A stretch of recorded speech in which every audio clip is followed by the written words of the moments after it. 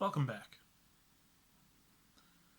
I want to make this video about how to write good lyrics for raps. It also applies to writing lyrics for normal songs. The reason I want to do this is because there's a method you can use to write extremely good raps or extremely good lyrics every single time you write stuff. And there's one or two really good rappers that have probably got some of this down, but it's never been verbalized into a system, so I'm going to do that now for you. If you're a rapper or a lyricist, you're going to get famous off one song, maybe, if you're lucky, in your lifetime.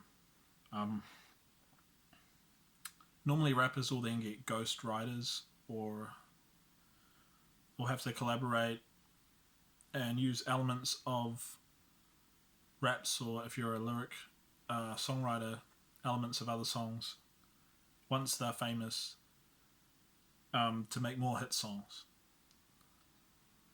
For example, any famous person now, if you look into the songs that they're making now, all of those songs have got completely different writers. So there's a pool of the songs that they get to choose from. The famous people get to choose from this pool of good songs that these lyricists make, and then they just have to credit the lyricist in some form or another, or just pay them. So if you get really famous off a song, famous enough to be in this, sign up with a label, then you'll get access to this pool of well-written music that you can then choose from. And you don't really have to do this lightning in a bottle situation again. So think of writing a great rap or a great song, even great melodies and stuff. Think of that as a lightning in a bottle situation. Now, what my goal here is to help us to make our own bottles, so that when the lightning comes, we already have bottles prepared for these different sizes and shapes of lightning. I'm going to show you what I mean. If you want continued success in writing lyrics for raps, for songs, you need to follow some basic rules when it comes to rhyming. My number one rule is to rhyme with the syllables in the words, not with the words themselves. For example, how many words rhyme with personal? There's terminal, there's cervical, yeah,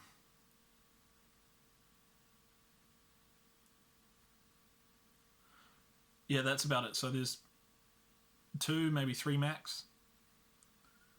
But if we think about the vowels that are in the word personal, how many times can we rhyme with that? There's serve the ball, there's cursing, all, there's, if we get a bit looser, we could say like heard before, let me call, get me more, send ashore. It just goes on and on and on. The point is that if you rhyme with syllables instead of the words themselves, then you'll have 10 times the flexibility when it comes to creating coherent paragraphs in your music, or just coherent sentences in general. My second rule is to rhyme in the following format. Rhyme in the format of 1, 1, 2, 1.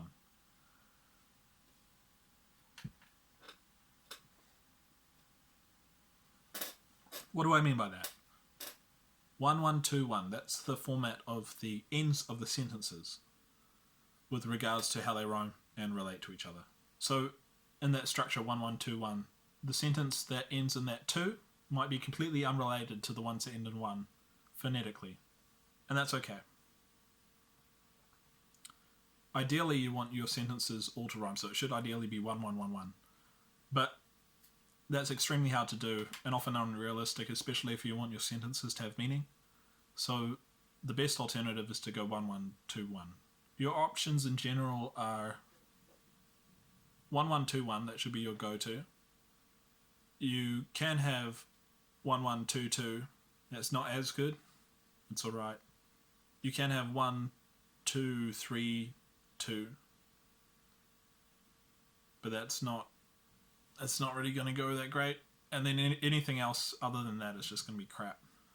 And your paragraphs themselves, ideally the syllables between the paragraphs have some sort of connection in at least some of the vowels. So if you have a paragraph where the ending is to the tune of that person also, all, and then you suddenly have a different paragraph where it goes to something really unrelated.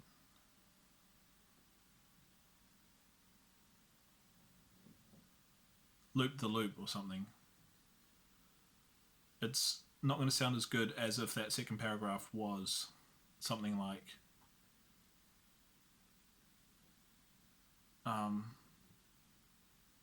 castle wall, so all, which is still, I mean, obviously it's different from personal, but it's still got some elements to it that are similar. So these two rules that I just glossed over are going to give you fantastic raps every single time, with meaning and coherency and great sounds, everything. It's just going to be so good. So rule number one, let's go into that for a little bit. I want you to write down 4 sentences for me. These 4 sentences are going to make up what I call a thread. I'm going to be using a lot of language that I've made up during this tutorial just because this hasn't been done before and it needs terminology. These threads, we're going to store them in a thread box, and then when we have a melody or someone's got a beat or something and we have our collection of threads, we can quickly put together a rap in record time, and it's going to sound great. So in these thread boxes, you want to write down footnotes about ideas that you've got to do with these threads, and then you want to collect all of these and put them in what I call a sewing kit, which is just a scrapbook full of these. Often you want to lay them out underneath 1, 2, 3, 4 at the top of the page so that you know roughly at which beat of the bar that you want the words to come in. I'll talk about that later. It's quite important though. So when you've got your rap that you want to write about, you think of a topic, you look through your thread boxes, find the threads that sort of relate to the topic, tweak a few things here and there, string them together. So anyway, on to making a thread. You have your 3-syllable word. Think of at least 3 other 3-syllable combinations that will go well with this first one. Your first one is normally going to be your best one out of these 4. Ideally you have 5 or 6 and you can just choose 4, your favourite 4 out of these.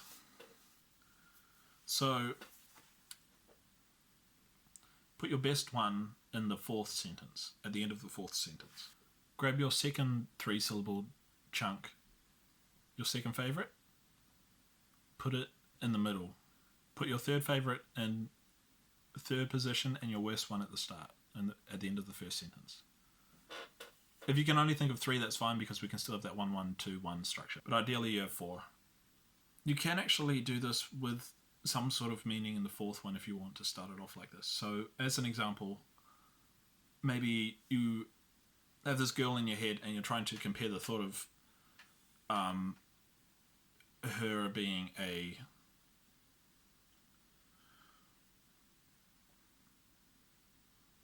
maybe she's a flake or something, and you want to compare her to some form of being here and they're not being here. So you could say she's in and out of something, like she's in and out of town. So the last 3 bits there are out or own, out of town. What's something nice that goes in the middle there? Maybe something like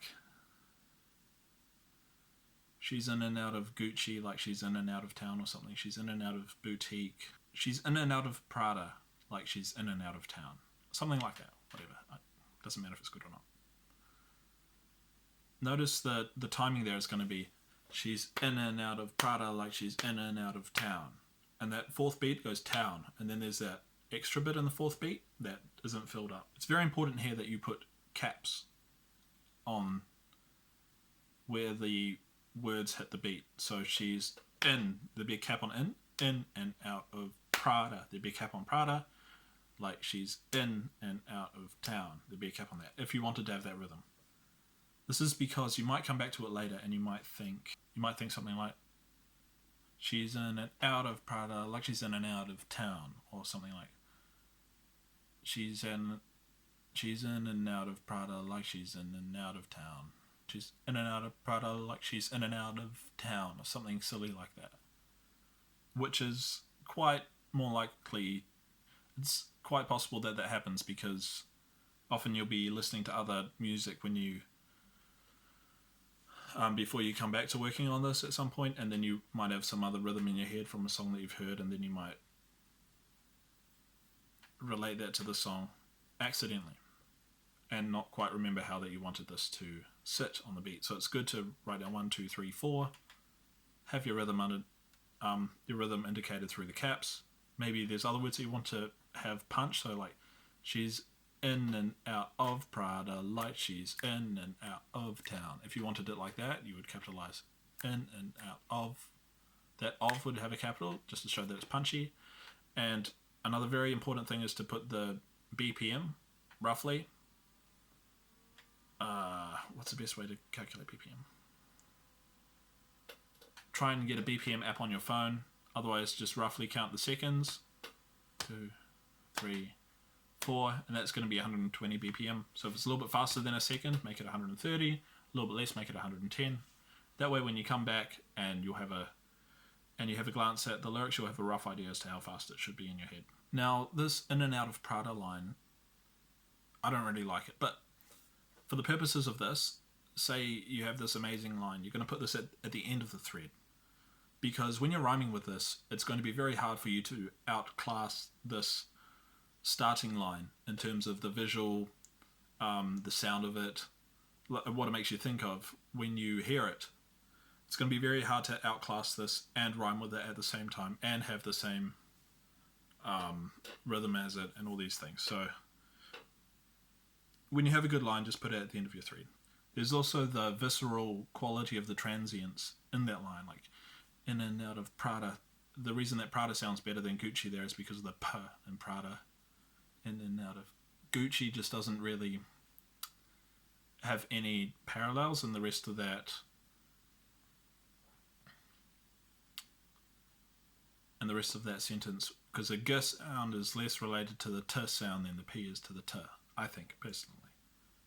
A quick note, there are some other ways that we can do rhythm in rap. To note it down, you can record it on your phone. That's a great way to do it. So you just go